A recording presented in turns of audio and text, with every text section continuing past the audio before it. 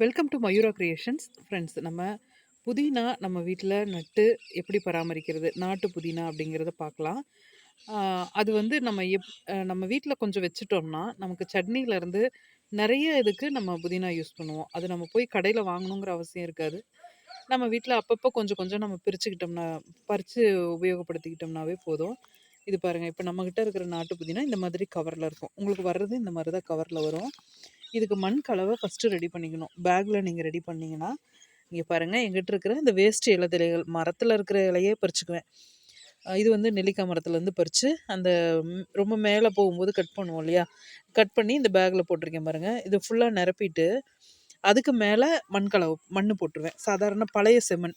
இப்போ ஒரு பேக்லேருந்து நான் மாற்றுறேன், அந்த பேக்கில் புதுசாக மண்கலவை போட்டு விதை போடுறேன் அப்படின்னா, இப்போ அந்த பழைய மண்கலவை இருக்கு இல்லையா, அதை வந்து இதுக்கு யூஸ் பண்ணிக்குவேன்.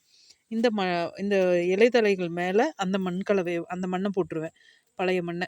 நீங்கள் வந்து அந்த மாதிரி மண் எதுவும் இல்லை அப்படின்னா, மரங்கள்ல இருந்து அடியில் கிடக்கும் இல்லையா, வேப்ப மரம், அந்த மாதிரி என்ன மரம் இருந்தாலும் சரி, அதுக்கு அடியில் கிடக்கிற மண்ணை நம்ம எடுத்துக்கலாம். அந்த மண்ணை எடுத்து நம்ம ஃபில் பண்ணிவிட்டு, அதுக்கு மேலே அந்த மாதிரி ஒரு ஒரு அரை அடிக்கு ஒரு தடவை மண்ணும் இலையும் மாற்றி மாற்றி ஃபில் பண்ணிவிட்டு, அதுக்கு மேலே இந்த நம்ம செடியை வச்சு விட்டுறணும். இந்த செடியை நம்ம வச்சுட்டு, இதை வச்சுட்டு மண்கலவை, என்னுடைய மண்கலவை பாருங்க, இந்த பேக்கில் என்னுடைய மண்கலவை வச்சுருக்கேன். இதில் வந்து நான் ஆல்ரெடி உங்களுக்கு நிறைய தடவை சொல்லியிருக்கேன், செம்மண், கொக்கோப்பிட்டு, வெர்மி கம்போஸ்ட்டு, இன்னும் சில நிறைய உரங்கள் ஆட் பண்ணியிருக்கேன். அதனால அந்த கலவை இருக்கிறதுனால மண் என்னது இப்படி தான் இருக்கும், சிவப்பாலாம் வராது. ஏன்னா நிறைய நம்ம மக்க வச்சு கொக்கோப்பிட்டை ஆட் பண்ணுவோம். அப்போ வந்து உங்களுக்கு கலர் வந்து அந்த செம்மண் கலர்லாம் வராது, இப்படி தான் இருக்கும்.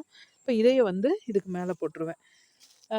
இந்த இதை இங்கே ஓரமாக வச்சுட்டுட்டு, இதுக்கு மேலே இங்கே கொத்தமல்லியோ ஏதாவது ஒன்று போட்டுட்டு, அதுக்கப்புறம் இந்த மண்ணை போட்டு மூடிடுவேன்.